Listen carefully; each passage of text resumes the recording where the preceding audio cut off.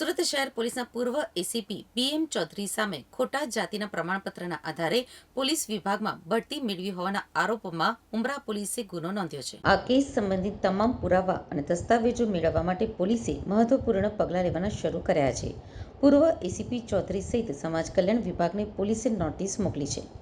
સુરતની ઉમરા પોલીસે આ મામલે ગુનો નોંધ્યા બાદ હવે સામાજિક કલ્યાણ વિભાગને નોટિસ પાઠવી છે, જેમાં પૂછવામાં આવ્યું છે કે આરોપી ચૌધરીના એસટી પ્રમાણપત્ર માટે કયા દસ્તાવેજો રજૂ કરાયા હતા અને તે કયા આધારે માન્ય રાખવામાં આવ્યા હતા।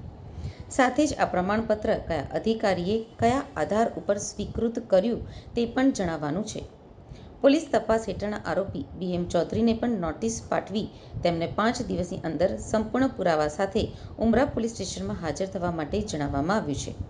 તેમના તરફથી બઢતી માટે જે ડોક્યુમેન્ટ્સ રજૂ કરવામાં આવ્યા હતા તેની વિગતો પણ માંગવામાં આવી છે।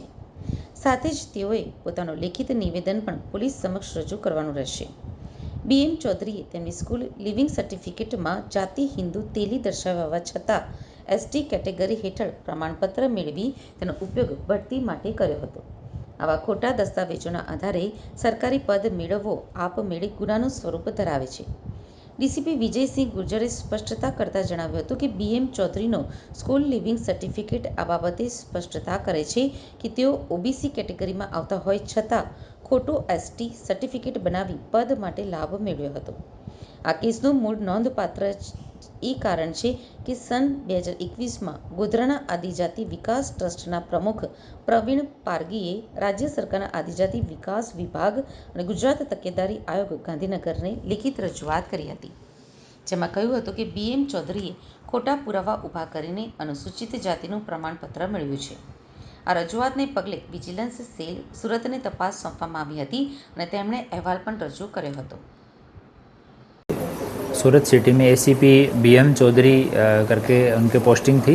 और 1993 में PSI तरीके डिपार्टमेंट BM चौधरी ने ज्वाइन किया था। 2009 में PI तरीके प्रमोशन मिला और 2016 में DYSP तरीके प्रमोशन मिला और इनके खिलाफ़ एक प्राइवेट कंप्लेन हुई कि इन्होंने जिस टाइम पे इनका निमणूक हुआ PSI तरीके उस टाइम पे जो कास्ट सर्टिफिकेट जो यूज़ किया वो कास्ट सर्टिफिकेट इनकी कास्ट ST कम्युनिटी में नहीं आती है, इसकी कास्ट जो है अन्य पछात वर्ग में आती है। उसके बावजूद उन्होंने ST का सर्टिफिकेट यूज करके ना केवल निमणूक लिया बल्कि बढ़ती का लाभ भी लिया। तो इस फरियाद के ऊपर समाज कल्याण विभाग है उसकी विभागीय समिति और विजिलेंस सेल दोनों ने अपनी इंक्वायरी की और इंक्वायरी पूरी करने के बाद में जो गुजरात SC ST OBC संबंधी 2018 का जो कायदा है उसके तहत उन्होंने ऑर्डर किया और BM चौधरी को उसमें गलत सर्टिफिकेट रजू करने का दोषी माना गया और उन्होंने जो कैडर कंट्रोल अथॉरिटी है DYSP के केस में होम डिपार्टमेंट उनको इन्फॉर्म किया और होम डिपार्टमेंट ने ऑर्डर करके उनको सर्विस से डिस्चार्ज कर दिया है। और अभी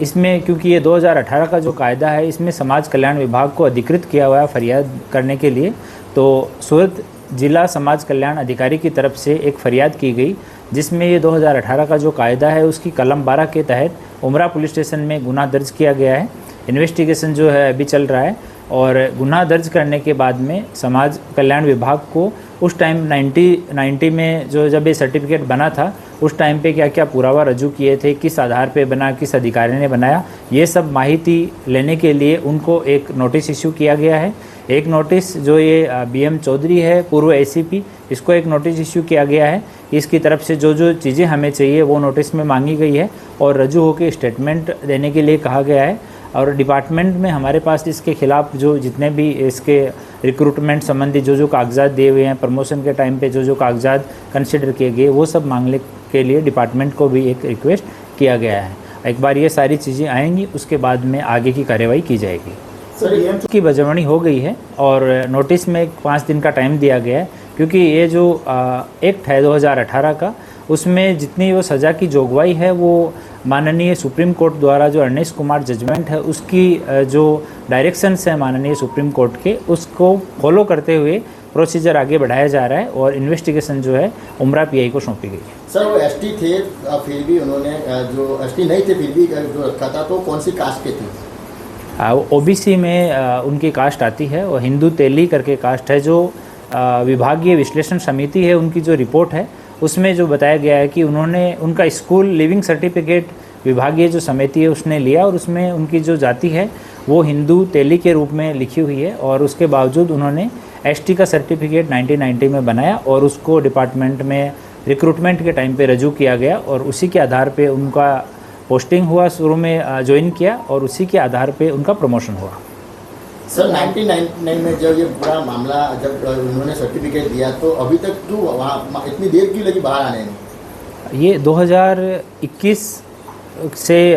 एक प्राइवेट व्यक्ति की कंप्लेन पे जो समाज कल्याण विभाग है वो इसकी जांच कर रहा था, तब मामला ये प्रकाश में आया और बाद में उनका विजिलेंस सेल का और उनकी जो विभागीय समिति है उसका एक प्रोसीजर है, उसमें पूरी अपॉर्चुनिटी सभी पार्टियों को दी जाती है अपने अपने डॉक्यूमेंट रजू करने के लिए और वो पूरा जो प्रोसीजर है उसको फॉलो करते हुए उन्होंने ये निर्णय दिया और निर्णय देने के बाद में उन्होंने गवर्नमेंट को सूचित किया। सर इसमें आने